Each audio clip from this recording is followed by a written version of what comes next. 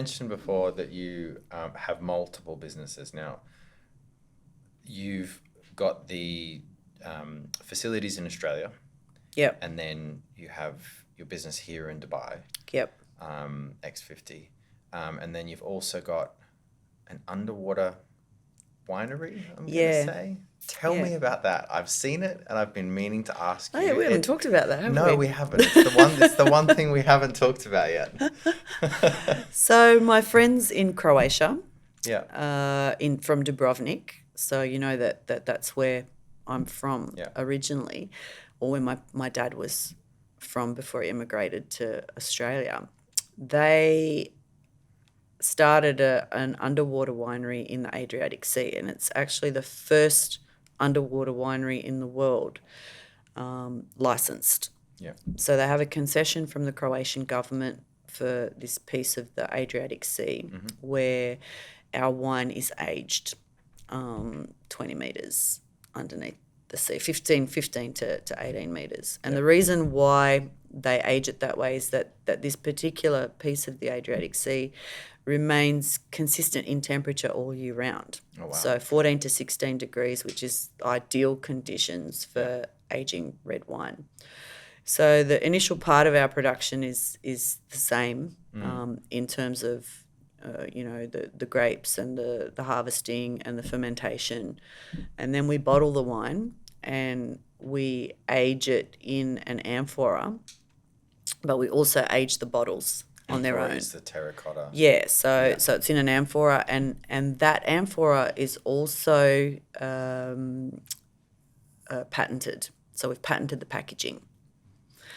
And what's unique about that is that the wine doesn't see the light of day until you open it at the dinner table, wherever that is in the world, because the amphora creates this protection around the bottle, and it's aged under the sea, so there's no light.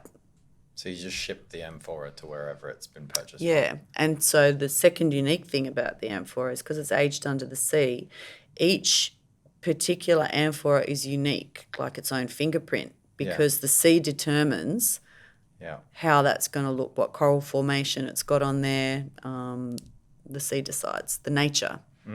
And it's such a great tie-in with, Croatian culture. I don't know if you've ever been to Croatia. It's on my bucket list. You've got to go. So the nature is just spectacular. We have, 1,000 islands off the coast of Croatia, some uninhabited, some inhabited, and this winery is like on a peninsula. So, there's like the older fishing villages around there, and it's basically, sort of come from that fishing village background. But we grow our own grapes as well. It's grown from a particular region in Pelješac. It's called Dingač, and it's one of the most expensive grape varietals in the European region per kilo. Oh, wow.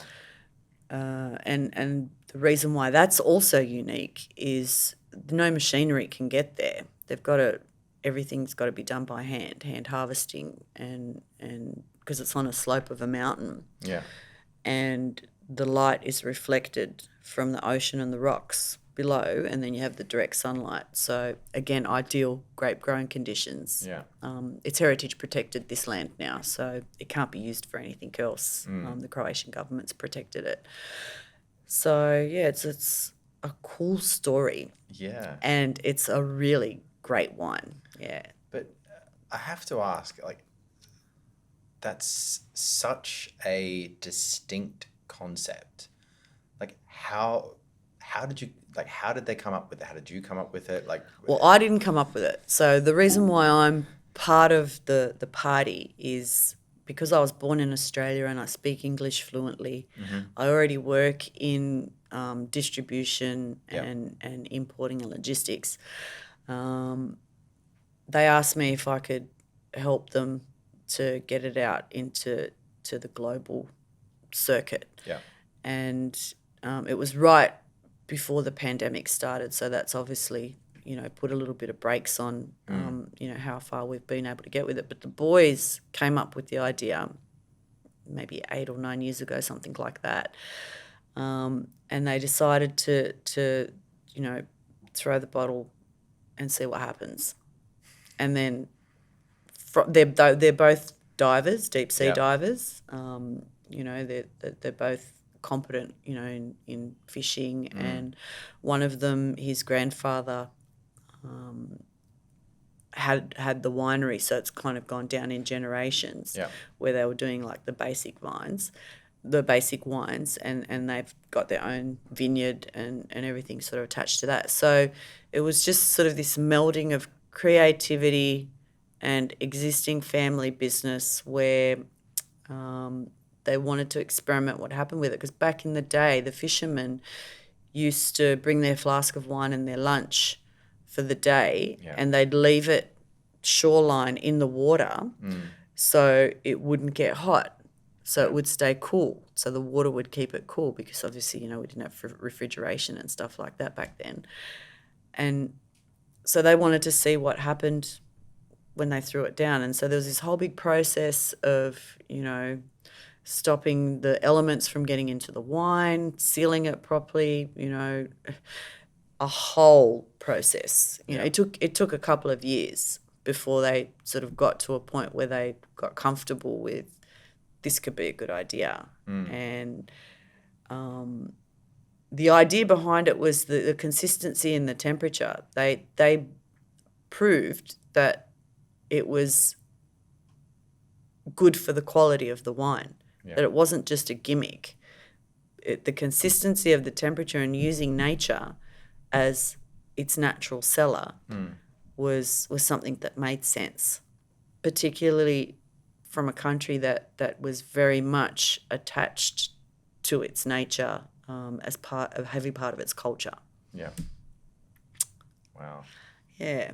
So it's an exciting project that I agreed to be a part of, because I'm very proud of my Croatian heritage, and I want the world to know about Croatia and some of the special things that have come out of there, and the ideas and the innovation from such a small population and a tiny little country. Little dot in Europe.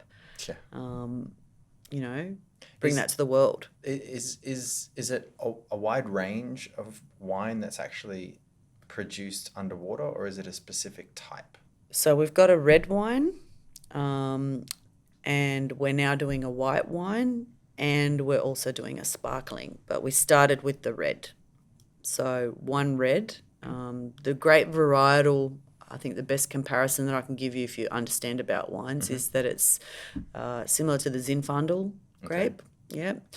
And then the white wine, we've used a combination of 3 grape varietals from the region. Yeah. And then the champagne, actually caught me on the back foot with that one, because I'm not too sure. Okay. But because that was in the early stages of experimentation, and I believe that they're going to mass production now, which means that it's going to be an official launch to market. So I'm going to have to learn more about that one. How do I get a bottle of that wine? Well, fortunately here, I can't send it here. Guess I'll have to come to Croatia. You might have to come to Croatia, yeah.